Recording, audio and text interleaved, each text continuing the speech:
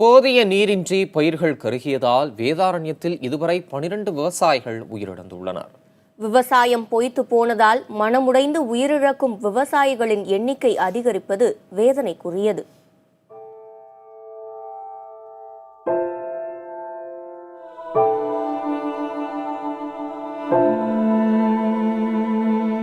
நாட்டின் முதுகெலும்பாக வர்ணிக்கப்படும் கிராமங்கள் தமிழகத்தில் சோகக் கடலில் மிதக்கின்றன.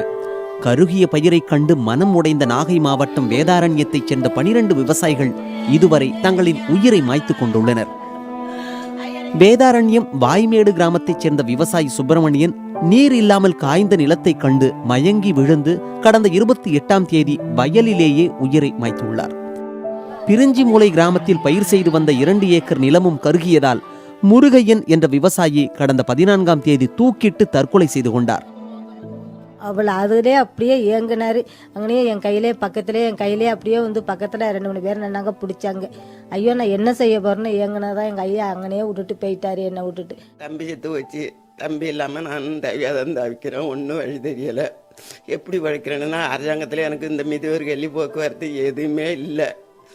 சும்மா கிடக்கிறேன். அங்கே யார் விட்டு அர்ஜென்ட்டு சோறு கொடுத்தா வாங்கி தின்னுக்கிட்டு காலத்தை ஓட்டிக்கிட்டு இருக்கிறேன். எங்கள் அப்பா வந்து ஒரு 1.5 ஏக்கர் சாவடி பண்ணுறாரு. போய் பார்க்கும்போது வயல் கருவி இருக்கிற நிலமையில மனம் உடஞ்சி மயக்கடிச்சு அங்கே விழுந்துட்டார். காலைல தேடி பார்க்க போனேன், அங்கே கடந்தார். போய் தூக்கி பார்க்கும்போது உயிர் இல்லை. கொண்டாந்து இங்கே வீட்டில் இருக்கு.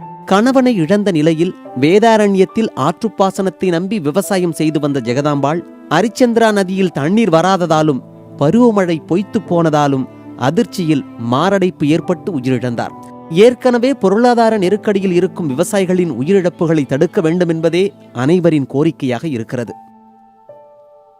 என்ன பண்ணுறேன்னா இதெல்லாம் நாங்கள் இப்படியே இருக்காங்க, யோசனை பண்ணிட்டு வீட்டில் இப்படியே ஒரு வேளை சாப்பாட்டு கூட வழி இல்லாமல் இப்படியே போகிறேங்க வரேங்க.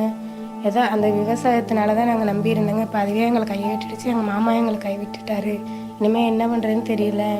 ஏதோ இந்த கவர்மெண்ட்டாக பார்த்து எங்களுக்கு உதவி செஞ்சாதான் உண்டு. ஆனால் அந்த கவர்மெண்ட்டும் இன்னும் எங்களை வந்து இன்னும் பார்க்கல போல. இறந்து 2 மாதம் ஆகுது. 2 மாதம் ஆகி எந்த விதமான நடவடிக்கையும் இல்லை. அரசு வந்து எதையும் பார்த்து அந்த குடும்பத்துக்கு ஒரு ஆறுதலும் சொல்லலை, எந்த நிவாரணமும் இல்லாமல் ரொம்ப கஷ்டப்பட்டுக்கிட்டு இருக்கிறாங்க. அரசு வந்து இந்த விவசாயிகளை ஏதாவது கவனத்தில் எடுத்து இந்த பகுதி வேதாரண்யம் பகுதிக்கு ஏதாவது நிவாரணம் வழங்கணும். ஒரு ஹெக்டேருக்கு பார்த்தீங்கன்னாக்க கிட்டத்தட்ட 30,000 ரூபா போல் செலவு பண்ணியிருக்காங்க.